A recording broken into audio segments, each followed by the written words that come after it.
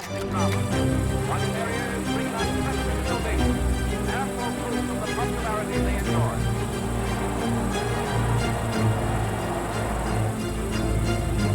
And now, inside the abbey comes the crowning of George VI. George VI in his most excellent majesty by the great God of creativity, Ireland, and of the British young. King, defender of the faith, Emperor of India. Being now accounted that in which ceremony that holds the English king. His royal family, peers of the realm, are royalty in all over the region. Here are gathered dignitaries from far countries, from the reaches of the empire. Hey, what's up, guys? How's everybody doing tonight? If you are watching us right now, you're joining us for a little bit of a small group, large group Bible study over 1 Samuel. I'm here with Adam. What was your last name again? I always forget. Yeah, I can't remember it either. Adam Smith. That's what it is. Adam Smith. Yeah. You're a pastor of a church somewhere in Sioux Falls. But yeah, we're going to be talking about 1 Samuel tonight. How you doing tonight? I'm doing really good. Yeah, I did my power nap like usual. And this weather is gorgeous. If you're inside right now, please walk outside with your computer or your phone because you should not be inside right now. It's gorgeous. Yeah, your phones do go outside. You can do this Bible Just study go from outside. your Go on the front porch. Go somewhere. I was just going to ask you something. So I went home. I put shorts on. Do you ever wear shorts? I don't know if I've ever seen you wear shorts in my life. Not very often. I don't know why. I go through these seasons where some summers I'll decide to do it because I need to go all in or all out. What does that mean with shorts? Is I need all in shorts versus all. I don't know if I want to know what that is. I need some color, so I need to like jump in right away and get some color on them. Okay. Otherwise, I can't wear shorts the rest of the summer. Yeah.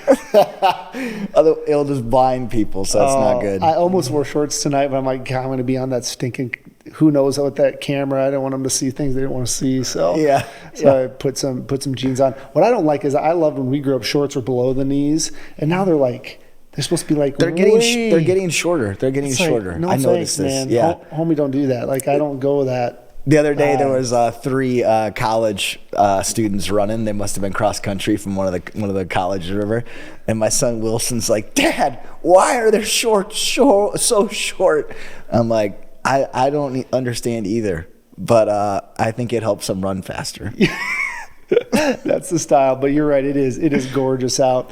I want to talk a little bit about the message, but as we kind of get going online, we're going to be hopping into 1 Samuel chapter 3, and this is always so much more fun when you guys put your questions in, right. And we get to answer. Like last week, I think we had probably 7, 8, 10 questions that just came in that we get to talk about. So please put your questions in about anything and everything, especially as it pertains to 1 Samuel chapter 3 in the book. But we'd love to hear your questions.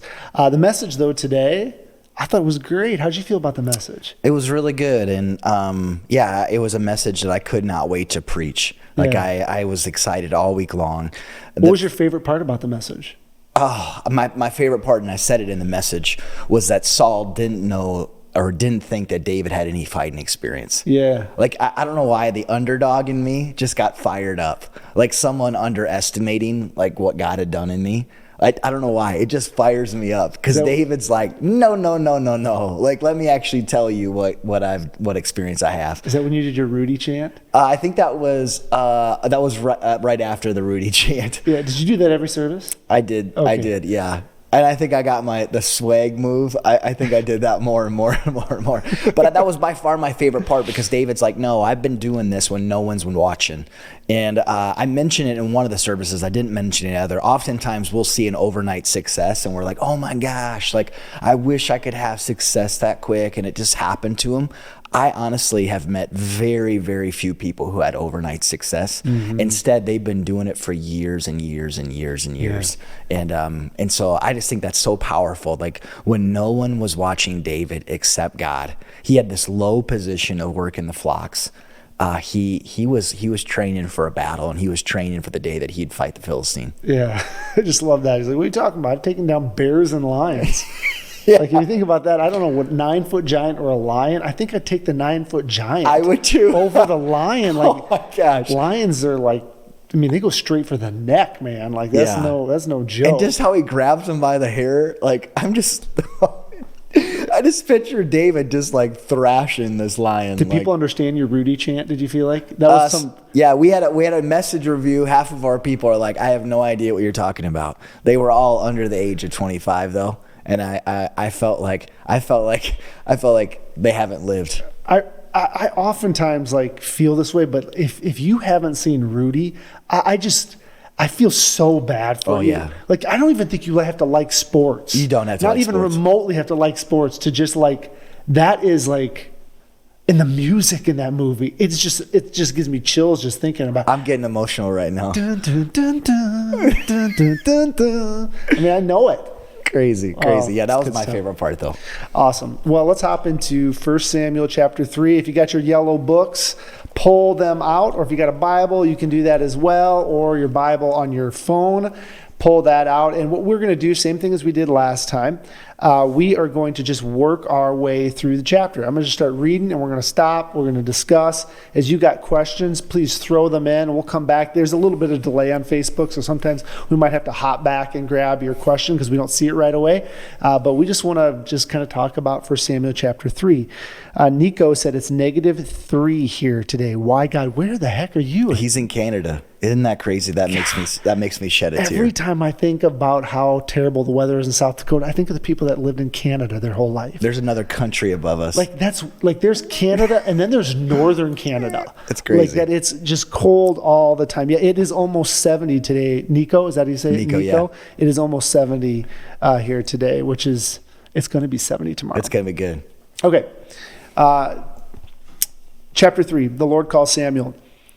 The boy Samuel ministered before the Lord under Eli. In those days, the word of the Lord was rare. There were not many visions. There's a whole lot right in that first verse. What are your thoughts on that first verse? Yeah, that was something I highlighted. I think it's powerful that there are specific times where the word of the Lord was rare. And there were not many visions. And I had a few questions when I went through it myself.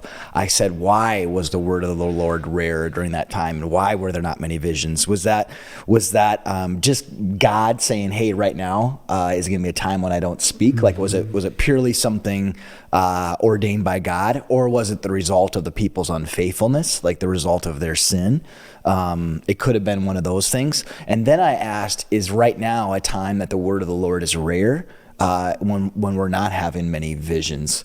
And for me personally, I feel like now is not a time when the word of the Lord is rare, at least in my own life. Like even this message this morning, I feel like every week lately, God's been speaking to me profoundly throughout the week and in my own soul. And so often, I honestly think when the word of the Lord is rare in my life, it's because of me, not because of God. Yeah. And so I wonder like what the reason is behind that. And we're not really told anything specifically there. But that's just kind of fascinating to me. Yeah. You're coming off the book of Judges, which is kind of a bloodshed book where the people are unfaithful and then they come back and they're unfaithful and they come back and they're unfaithful. And Judges ends kind of, I'm trying to remember, ominously, like, and the people needed direction. Like the people were not following God, they needed direction. So it could have been like they were not following God, but we don't necessarily know for sure. But that think about it, the word of the Lord was rare. There was not many visions. It's kind of just a powerful thing to think about. Yeah, I think that was so just interesting to think about. Yeah. One night, verse 2, one night Eli, so if you remember, Eli was the priest. He was the priest of Israel, right? Am I saying that right? The priest of Israel, who had met with Hannah. We talked about this last week. And Hannah had actually conceived, bore a child named Samuel, and then Samuel went to stay with Eli. So Samuel is this boy. I think commentaries say he was about 12 during this time. I don't know if you read that. I think about 12 years old, they think. And so he's now living with Eli, learning to be in the presence of God. So one night Eli, whose eyes were becoming weak so that he could barely see, was lying down in his usual place. The lamp of God had not yet gone out, and Samuel was lying down in the house of the Lord where the ark of God was. Then the Lord called Samuel. Stop there and share what you said earlier to me. I thought that was really good. Well, it's just interesting. It says one night, Eli, his eyes were becoming weak so that he could barely see. So that was physically true. Eli was getting old. I think in the next couple chapters, it says he was like almost 98 years old. So he was getting old because he couldn't see. But it was also spiritually true. It wasn't just physically true he couldn't see, but it was spiritually true as well. Eli was not following God as closely as he could. He was letting his sons kind of do whatever they wanted. If you go back, I think it's chapter 2 or is it chapter 4? I can't remember. But Eli's sons were sleeping with people at the temple gates, and they were taking portions of the sacrifices. They were doing all this stuff, and Eli just kind of let them do what he would, and the Lord did not like that. And so this idea that he could not barely see, it's in the Bible. You see this a lot. There's something that's physically true, but it's got a deeper spiritual meaning. Like he could not see, but it was also a spiritual thing. I told you it was kind of like when Judas left Jesus to betray him. It says, and then he went out to the dark. Well, it was night, so he went out, and it was night out. But more than that, he went into the darkness spiritually because he was going to betray Jesus. You see these kind of double meanings sometimes. Even verse 3, the lamp of God had not yet gone out. That would signify they would burn the lamp all night with the oil, and by the time dawn would come, the oil would almost run out. So dawn was about ready to come. And so that was actually, that's what was happening. It was about dawn. But really, it was also saying the lamp of God had not yet run out. Like that there was, like, things were dark now, but maybe there's this little light in Samuel. There's this little light left for God. So it's kind of cool. I think that's so good. Just to brag on you for a second, just for Embrace folks that are with us. Travis and I work on messages together almost every single week. And one of the things I appreciate about you is a lot of the research and study that you bring to things.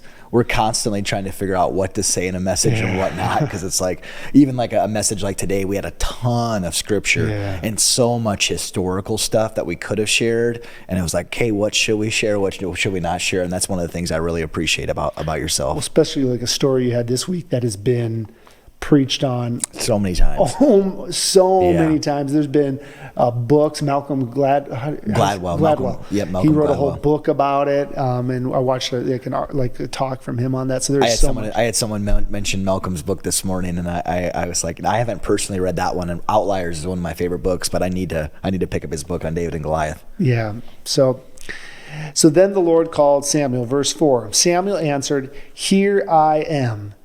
And then he ran to Eli and said, "Here I am, you called me." Just kind of interesting how he responds to God. Here I am. Like of all the things he could have said, like that saying was very like open to what do you want from me? Even though he didn't know what it was. It was this like, here I am, just very open to what do you want from me? Like, what do you want from me? Always willing, where I think a lot of times we have this wall that we put up between us and other people where we're only going to do what we want to do. But he had just this obedience to do whatever was being called of him at this time, which was kind of cool. But Eli said, this is in verse 5, but Eli said, I did not, and he ran to Eli and said, "Here I am, you called me." But Eli said, "I did not call. Go back and lie down." So he went and lay down. Again, the Lord called. That's cool. Why is that cool? I just think God continuing to call us, even when we may not know it's him, just that persistence of God, just to continue calling us. It's him leaving the 99 for the one, just that continued call of God. And what I love about this, because this happens several times, and often people, I think, when they think about hearing from God, it's literally like God coming down and it being crystal clear. It happens 3 times to Samuel by name, and he doesn't recognize that it's God's voice. That's encouraging to me, because it's like, God, why doesn't he speak anymore like he did in the Bible? Well, when he did in the Bible, they didn't even recognize it was him. And so maybe God is speaking to us, and we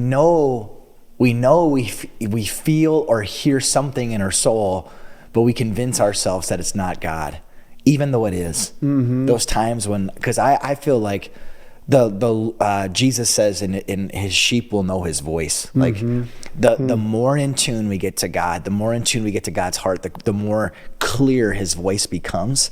But early on, it's like, is that God speaking? Maybe it's probably not. Again, Samuel he's faithfully following God and serving God. And when he hears God's voice, he doesn't recognize it at first. That's super encouraging. And so maybe what I'm trying to say is maybe God is speaking to you, and you've rationalized it away, or you've whatever else. And it's like, God's like, and yet thankfully God continues to speak to us. Hey, Adam, hey, Travis, like he doesn't give up. He just continues like, I'm speaking to you. I want to minister to you. And so I'm grateful that God continues to pursue us. And I'm grateful for examples like Samuel here, where it's like, he's hearing from God. God's calling him by name. And he thinks it's Eli. He's like, oh, it's got to be him. So I thought that was powerful. That's great. Hey, just a reminder to you all, too, we'd love to get your questions in here and help answer any questions you might have. Please drop in some questions so we can answer them. What I was going to say of that is, what I kind of got out of that, it's more important to be willing to follow God than to actually recognize his voice. The truth is like, well, was God saying that or not saying that? Like, that doesn't matter as much as the fact that you're willing. Like Samuel's like, here I am. Like, he's willing. Yeah. He just doesn't know what the voice is yet. And we will get a lot farther in our life. I know me personally, if I'm just willing to do whatever God calls, which I'm not at times, if I could just be more willing than just like trying to discern, well, was that God or not that God? God's like, well, just be willing to follow whatever I say. Yeah, it says so much about Samuel's posture of his heart, that he's at least still enough to hear from God. Like his soul is quiet enough that he can hear God's voice.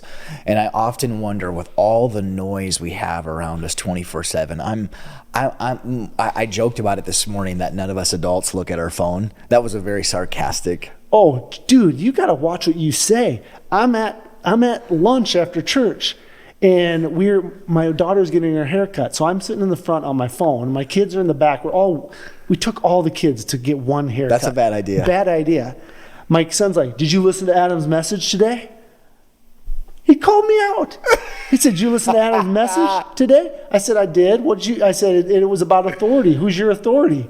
And he says, no, about how adults, they always tell the kids they're on their phones, but you're on them all the time as well. And I'm like, God dang it, Weber. Kids listening to your message. No, but like that is hilarious, by the way. But no, I just think we're so busy and we got so much noise going on. Like even in our car, even with good things. Like for me, I was listening to a worship song in my car earlier today, and I turned that off because I felt like, and that's not a bad thing to worship. I listen to podcasts, worship constantly. But it's like, do we have any room for God to speak? Mm-hmm. And God can speak through a podcast in a also a worship song, no doubt. But I'm like, do I have any room in my life from the moment I wake up till the moment I go to bed for him to speak to me?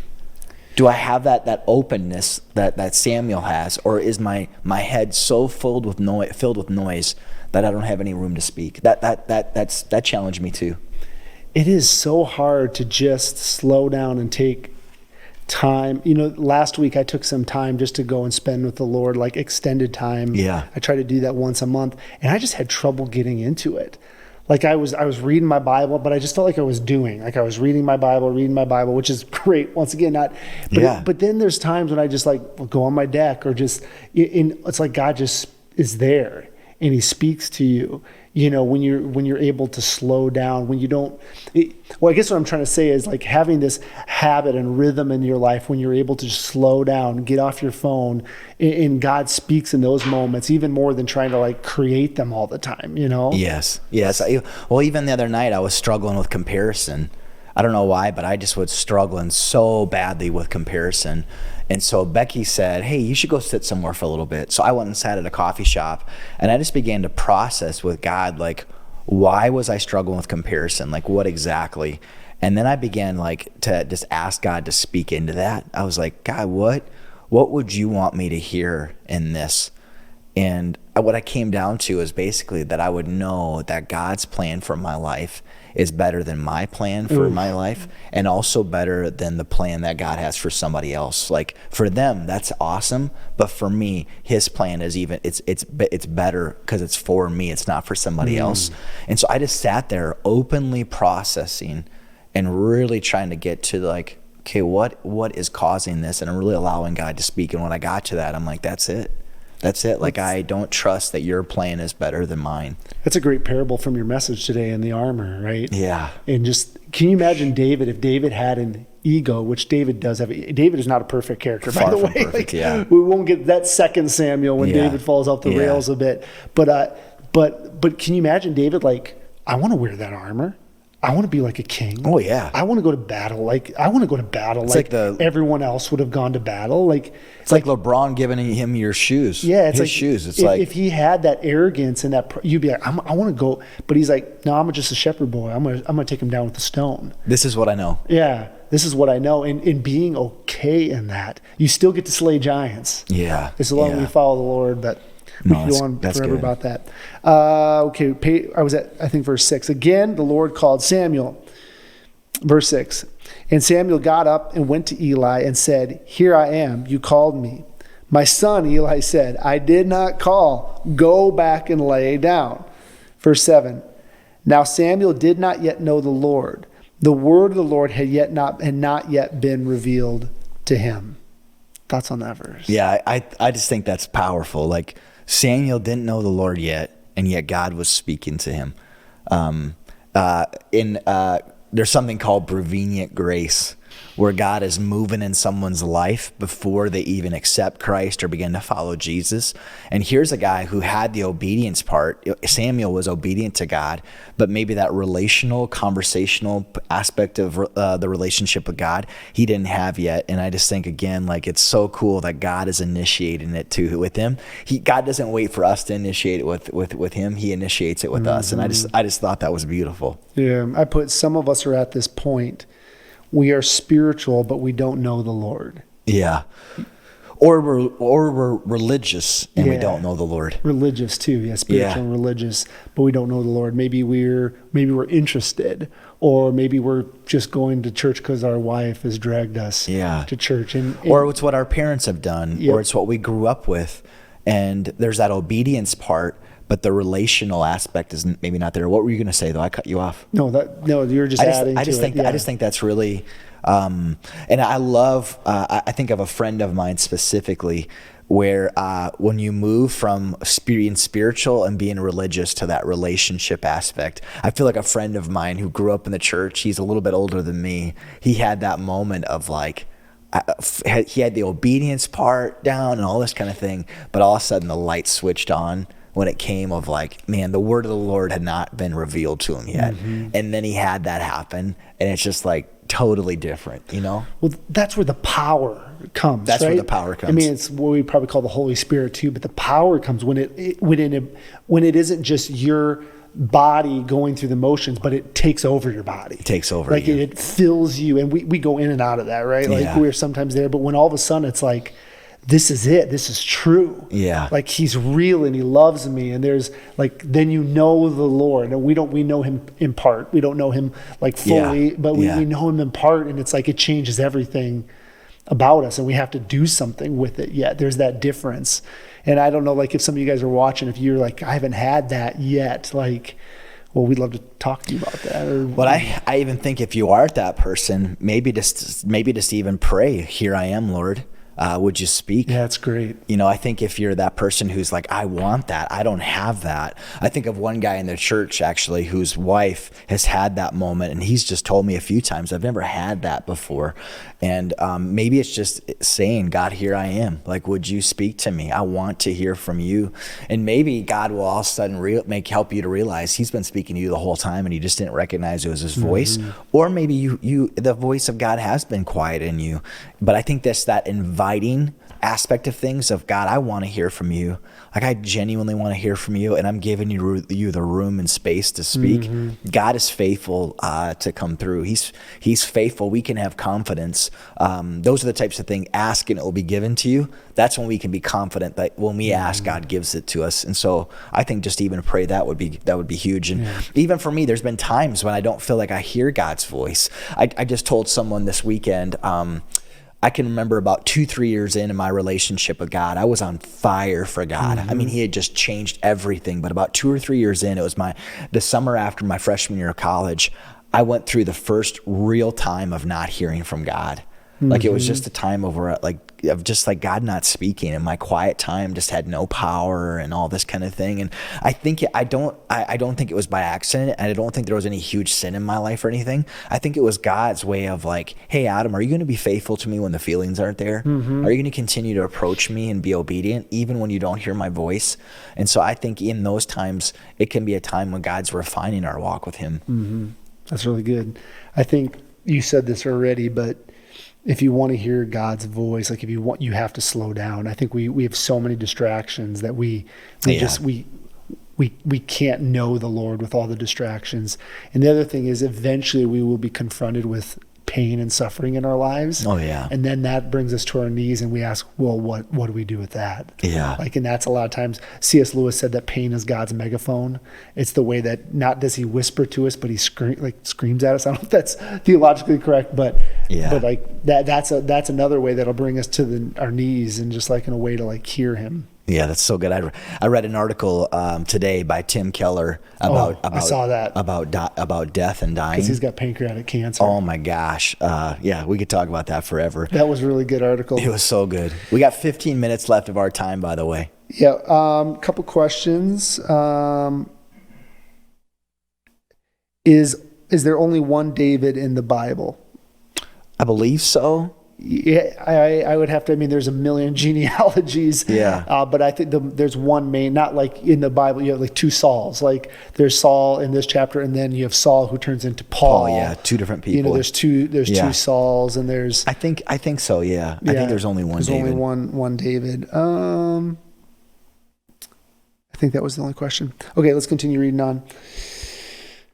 A third time the Lord called Samuel, and Samuel got up and went to Eli and said, "Here I am, you called me." Then Eli realized that the Lord was calling the boy. So Eli told Samuel, "Go lie down, and if he calls you, say, 'Speak, Lord, your servant is listening.'" So Samuel went to lay down in his place. That's a powerful line. "Speak, Lord, your servant is listening." Like even just you think of that, like, "Speak, Lord," then I'm your servant, like I'm here to do what you say. Yeah. And I then, plan on listening to you and obeying you. Yeah, is listening. There's just a lot of. I mean, if we just thinking about how often if we would. I actually, when I was in my time this past week, I actually was reading through this and I prayed that prayer. I was like, "Speak, Lord, your servant is listening." That's good. "Speak, Lord, your servant is listening." Verse 10: The Lord came and stood there, calling as at the other times, "Samuel, Samuel." Then Samuel said, "Speak, for your servant is listening." Let's stop right there. It's a great thing to pray, but we don't always hear what we want to hear. Yeah. The rest of this chapter is not pretty. After that, like this is the pretty part. Well, and it goes non-pretty here. And God does say some amazing things, but I mean, you know, I think of Hebrews, and I'm going to mess this up, but it's like the Lord disciplines who he loves. Yeah. Like God will tell us some hard things, some things to change us because he loves us. And even the thing he's going to say, he loves Israel, and he's got to do what he's got to do in order for the good of Israel because he loves them so much. But he's telling Samuel something hard to hear. And I one more thing, in those moments that God tells us to do something that isn't easy, is a small step of obedience, of saying yes even then. And I think whether it's something hard or something small, when God tells us to do something and we are faithful to obey, I feel like his voice gets louder and louder in our ears. Like I think when God, it's almost like I could trust you with little, now I can trust you with much. Yeah. I feel like when we begin to say yes to the voice of God in those moments, even with simple things, even with silly things of like, go say this to this person, even with things that are hard, like we're about to read, I feel like those are small opportunities where like God's like, can I trust you with little?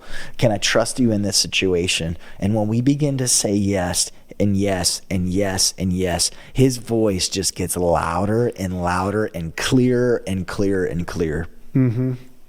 So this is what he says. Verse 11, and the Lord said to Samuel, see, I'm about to do something in Israel that will make the ears of everyone who hears about it tingle. What is, I don't think I remember that part.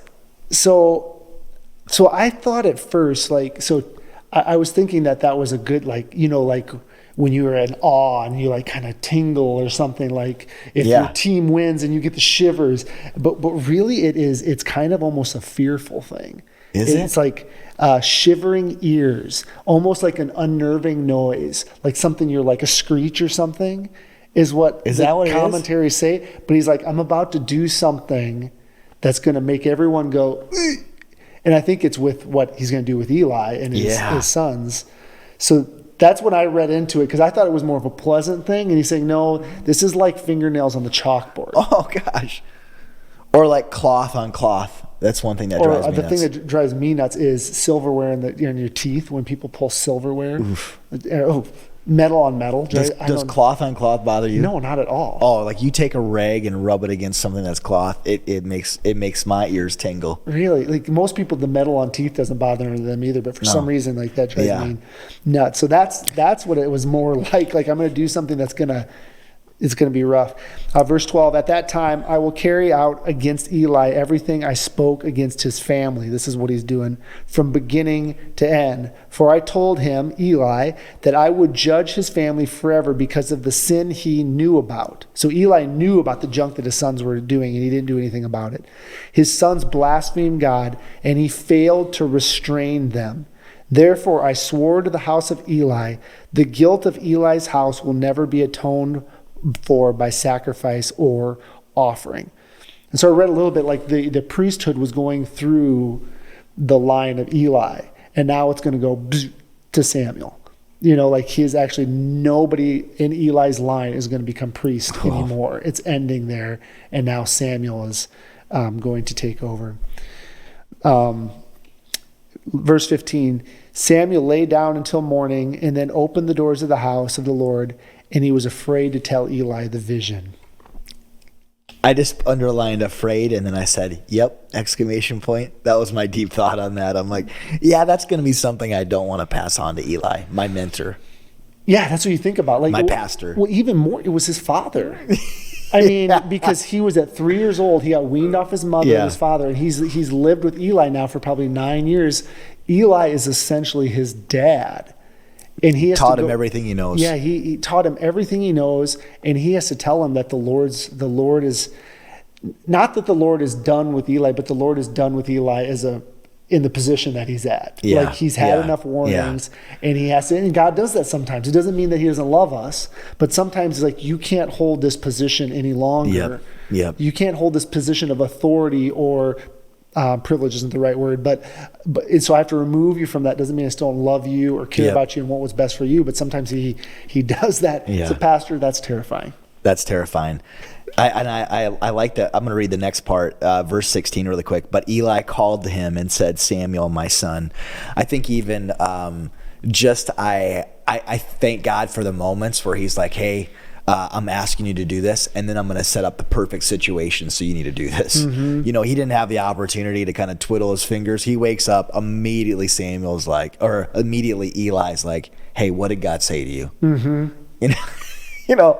I'm like, oh crap. I feel like in those moments, like, all right, here we go, God. I have no excuses. You've told me to do this.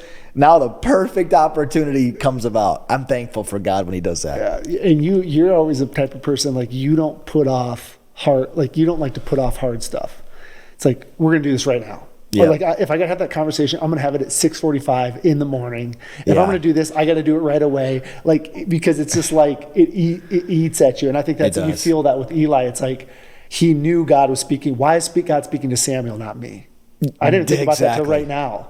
Like, why is He speaking to Samuel and not me? I'm the high priest. He wants to know. And I don't think it's good. I don't think it's good for me. I don't think it's good.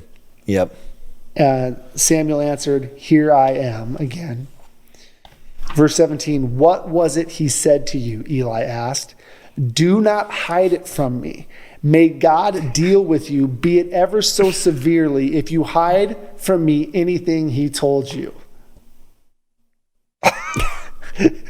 Well, that just sucks. Oh, can I just imagine, like, if I had something on you and you wanted to know, you're like, let Hey. God deal with it severely if you don't tell Yeah. me what that is right now. Let God lay the smacketh down on you if you don't tell me every detail of what he said. So Samuel, but what's kind of cool about that is he's allowing Samuel to tell him. You know, Yeah. he's allowing Samuel to tell him what the Lord said. So Samuel told him everything, hiding nothing from him. And this is a powerful line. This is. Then Eli said, "He is the Lord. Let him do what is good in his eyes." What I love about, nothing about this sounds good. Like Eli is like, he's being rejected, he's being taken away, but he says, it's still as whatever God does is good in his eyes. Yeah. We serve a God who is, and this is really hard because a lot of stuff doesn't seem good. He is always doing good. Always. Even the hard things, the suffering, the things that have been subjected, he is always doing good. And that is not easy to say when you're going through a hard season. It's easy to say right now, I feel fine, 70 degrees outside, but like that he is always doing good in his eyes. And the good that, I said this already, but the good that he's doing is he's saving Eli from the wickedness, he's saving Israel from the wickedness of Eli and his sons. Like if he was to pass on the priesthood to Eli's sons, it would affect all of Israel. Yeah. And so it's good for him to remove him, even though he loves Eli and I don't know, it seems like he doesn't like his sons very much. But No, and I just think about God's plan being better or being bigger than us. Like I think we're so self-focused, and obviously that's our human nature, but God's overall plan is bigger than us. And I do think this shows Eli's relationship with God, like an understanding of God. Like he just knows, like he's the Lord and he does good. And so that is not good. You know, what has happened to me? Like I don't want this, and yet I know he's righteous. And like I think just to have that perspective, I don't know if it's something we just gain with years, with experience. I don't know where it comes from, but just to have that understanding, like, hey, even with this cancer diagnosis, God is good. Even with me losing this, God is good. Even like when we can get to that place, there's something powerful. Like, I don't know how we get to that place, but do you ever remember an old Stephen Curtis Chapman song, "God is God and I am not"? Do you remember that? It was after 9/11 happened, and he wrote this song, "God is God." I would sing it to you if I could sing. Look it up. It's a cool song about this whole idea. Like, I don't know what's happening. God is God and I am not. Yeah. I can only know a little sliver of his thoughts. So that's good. 19. The Lord was with Samuel, and he grew up. This is powerful. And he let none of Samuel's words fall to the ground.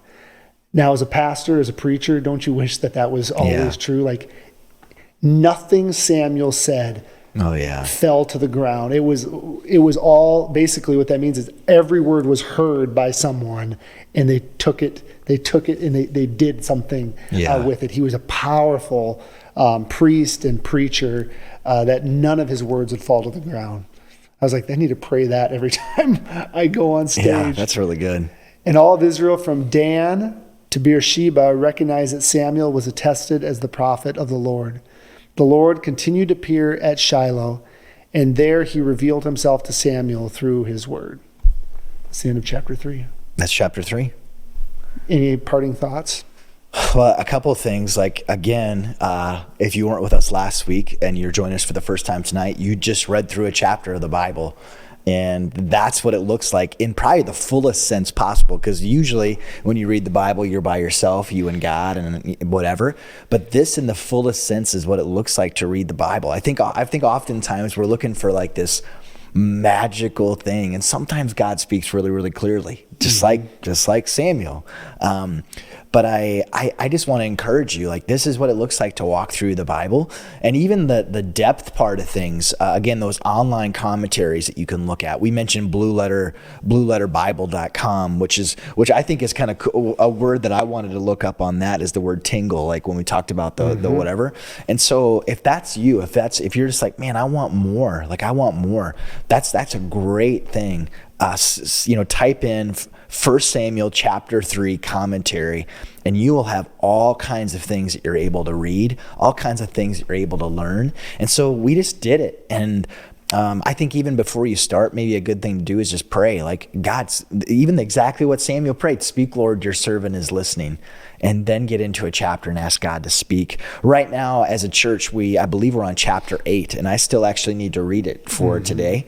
But just read one chapter a day. If you haven't been reading, start in chapter 8 and just continue on with it, but you are doing it. And last thing I would say, the goal isn't to learn more information about God. Information is great. There were some like cool aspects of this word tingle and this and that.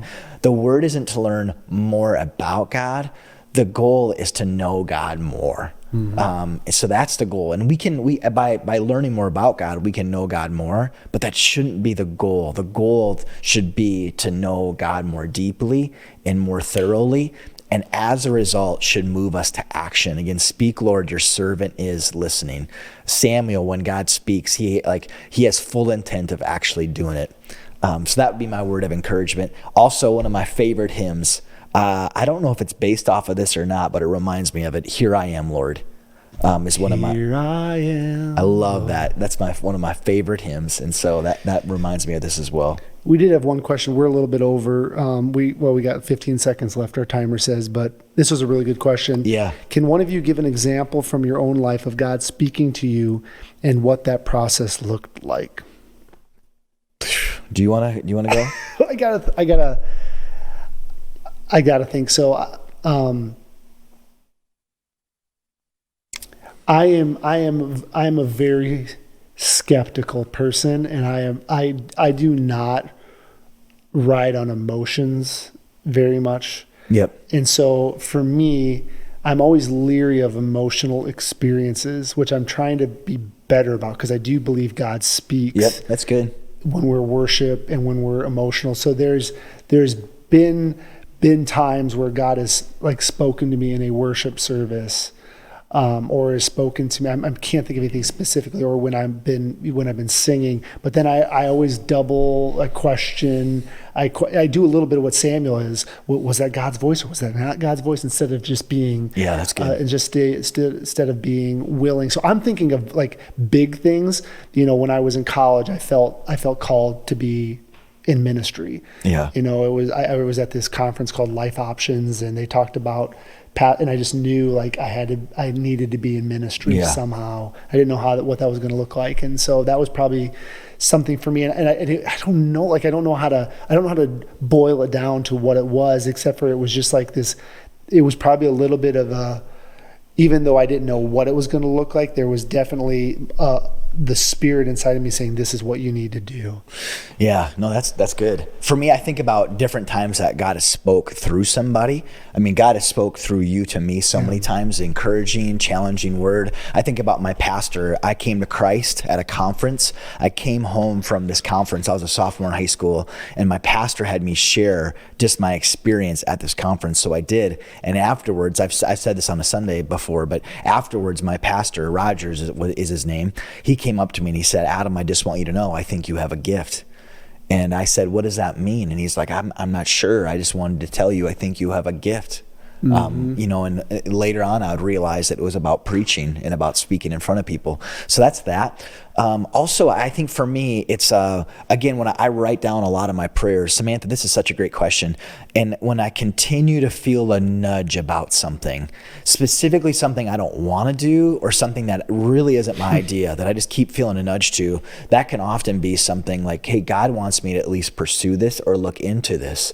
An example, I don't know if this is a good example to share or not. A while back, my wife and I were out to eat at a restaurant with a few other friends, when I noticed someone in the restaurant who had hurt me, a person that I felt wronged by. And out of nowhere, no one else saw them except myself. Out of nowhere, I felt God say, and you're going to pay for their meal tonight. Now, I would have rather thrown the money. Here I am, Lord. Yeah, I would have rather thrown my money in the river than do that. But I just felt like very strongly, you're going to pay for their meal tonight. And I very strongly back in my soul said, no, I'm not. And I just continue to feel, you're going to pay for their meal tonight. And I'm like, no, I'm not. No, I'm not. Halfway through the meal, my friends randomly says, hey, I forgot to tell you guys. We were at a store right before coming here, and there was buy one, get one free gift cards. And so we're paying for your meal tonight. And it was literally like God reached across the table and said, now what's your excuse? He didn't let you go, kind of like Samuel. He kept on coming. Except for you maybe weren't super willing. I was not willing. But it was no kidding. I had never been more upset that someone paid for my meal. Mm-hmm. And so I just kept feeling that and feeling that and feeling that. And 3/4 of the way through my meal, I was so sick of arguing with God that I was just like, fine, I'll do it. And so we left, and on the way out, I made sure I didn't want that couple to know that I'd paid for their meal, blah, blah, blah, blah. And I got out to the car, and Beck said, what were you doing in there? And I said, hey, I saw so-and-so in there. And she said, really? Did you go talk to him? And I said, no, but we paid for their meal today. And she said, why? And I told her, because I felt like I didn't have an option. And the rest of the night, I really wrestled with God because I didn't want to do a kind gesture to somebody that I'd felt wronged by. And yet later that night, it was almost like God said to me, hey, Adam, I'm not asking you to speak to them, but this is something that you can do.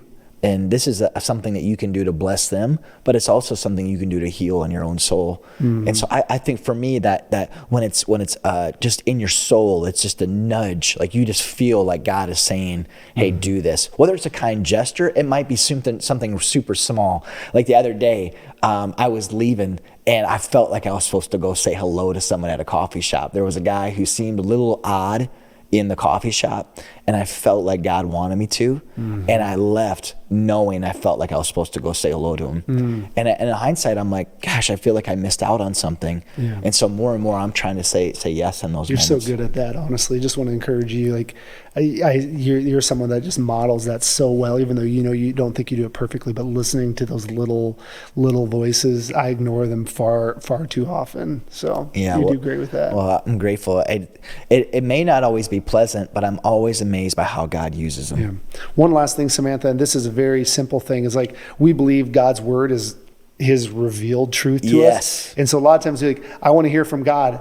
Read this. Read it. It's like in here, and like just read it and read it and read it and read it. And like, especially the Gospels, like I know in 1 Samuel, Matthew, Mark, Luke, and John, like literally the Logos, like the Word became flesh. Like actually Jesus is the Word of God, is speaking to you and teaching you through those first 4 books of the New Testament. There's a lot of questions we don't need to ask God because he's already made it really, really clear. Yeah. And so God's like, you don't have to pray about whether or not you should steal or whether or not you should gossip or whether or not. Yeah. And oftentimes we're always trying to look for a word outside of that. Well, this word is just as good as any sort of like audible voice that we could hear. So just read the Bible. That's really good. So cool. I'm going to pray for us and we'll be done. God, thank you for this time. We could open up your word in 1 Samuel, and we're so thankful that you've given this to us. We're so thankful in the United States we have access to your word, and we don't have to go looking for it somewhere, God. And I just pray that we would,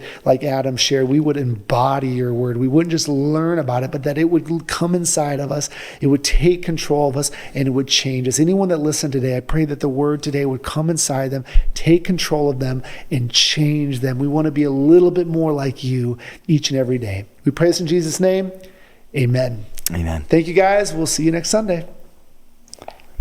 Hey everyone, it's Adam from Embrace. If you enjoyed today's message, make sure to subscribe to Embrace's YouTube channel to stay updated. You can also click here to check out other videos. Thanks for watching.